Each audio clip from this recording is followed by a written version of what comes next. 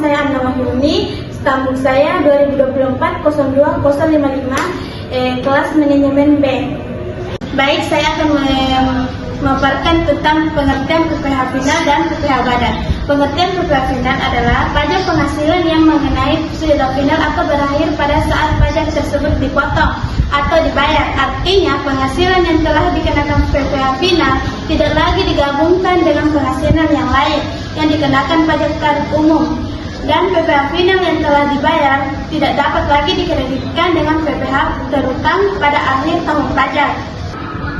Karakteristik PPh final itu dibagi menjadi 4, yang bersifat final dan tidak dapat dikreditkan. Tarif pajak khusus perbedaan dengan tarif umum, tidak dilaporkan dalam SPT tahunan sebagai penghasilan yang dikenakan tarif umum, merupakan pemotongan dan pemungutan yang bersifat final. Adapun jenis-jenis penghasilan yang dikenakan PPh final yaitu PPh final pasal 4 ayat 2. Perbedaan penghasilan yang dikenakan PPh final itu dibagi menjadi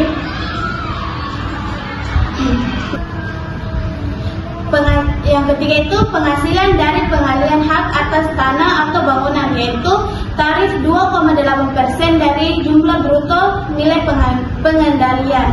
Yang keempat itu penghasilan dari persewaan tanah dan atau bangunan sebanyak 10% dari jumlah bruto dari nilai persewaan. Yang kelima itu jasa kontribusi, pelaksanaan kontribusi dengan kualitas usaha kecil sebanyak 2%. Pelaksanaan kontribusi dengan kualitas usaha yang menengah besar sama dengan 3%. Adapun juga jasa perencanaan atau pengawasan sebanyak 4%. Adapun juga yang keenam itu hadiah atau undian tarif sama dengan 25%. B itu PPh final UMKM PPh 25 tahun 2022 untuk wajib pajak dengan peredaran bruto tertentu tidak melebihi 4,8 miliar dalam 1 tahun pajak, ataupun tarifnya itu 0,8% dengan peredaran bruto atau dapat dikenakan untuk jangka waktu yang tertentu.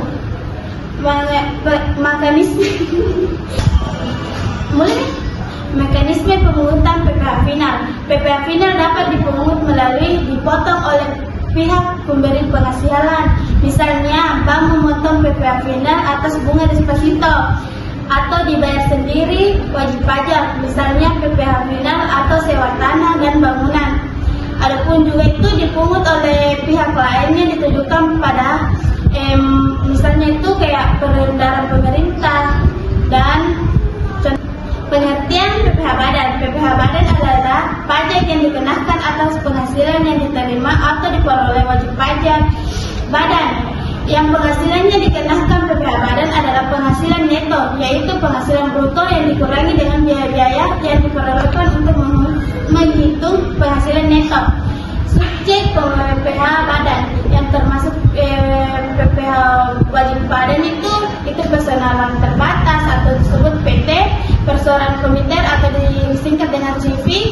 Adapun juga badan usaha milik negara, daerah atau disingkat dengan BUMN atau BUMD. Ada juga disebut firma, koperasi, yayasan, dana pensiun, organisasi massa, organisasi politik, bentuk usaha tetap atau disebut BUT. Tarif PPh badan berdasarkan UU PHPP Undang-Undang Nomor 7 Tahun 2021. Tarif umum sebanyak 22% untuk tahun pajak pada tahun 2022 dan seterusnya. Tarif khusus itu wajib pajak badan terbentuk dari PT yang minimal 40 sahamnya diperbedakan di bursa efek sama dengan dikurangi 3% menjadi 19%.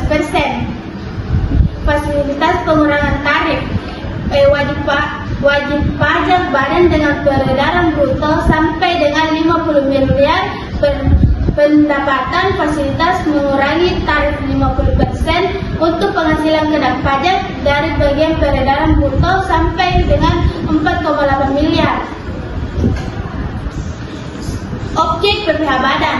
Objek PPh badan adalah penghasilan yang setiap tambahan kemampuan ekonomis yang diterima atau diperoleh wajib badan dengan meliputi penghasilan dari usaha, penghasilan dari moral, dan penghasilan dari lain-lain.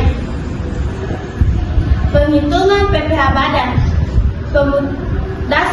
Formula dasar yaitu penghasilan bruto atau kurang biaya-biaya diperoleh sama dengan penghasilan neto konvensional atau kurang atau tambah korektif fiskal sama dengan penghasilan neto fiskal sama dengan kurang kompensasi kerugian sama dengan penghasilan kena pajak kali tarif pajak sama dengan PPh terutang kurang kredit pajak sama dengan PPh kurang lebih atau dibayar. Contoh selanjutnya itu dalam PPh final itu, Tuan Budi memiliki usaha tahu kelontong dengan omset bulanan Januari 2024 sebesar 150 juta. Hitunglah PPh final yang harus dibayar Tuan Budi. Jawabannya itu PPh final sama dengan 0,5% kali peredaran bruto. PPh final sama dengan 0,5% kali 150 juta. PPh final sama dengan 750 juta. Jadi bagi teman-teman, apakah ingin diperkenalkan dari atas ini? Baik, untuk teman-teman yang ingin bertanya, saya persilakan. Saya di jawaban Anda itu Anda tulis peredaran bruto. Kenapa Anda tidak menulis bruto saja? Baik, saya langsung jawab. Kenapa saya mengambil peredaran bruto bukan bruto saja? Karena peredaran bruto itu lebih sering digunakan dari pengenalan PPh pajak daripada bruto, karena lebih efisien untuk peredaran bruto daripada bruto sendiri. Terima kasih. Baik, pertanyaan kedua yaitu pada jawaban Anda tertulis 5%. 5% ini dari mana? Yaitu 0,5% itu adalah pajak penghasilan yang dikenakan pada usaha kecil atau mikro kecil dalam usaha UMKM. Itu sih.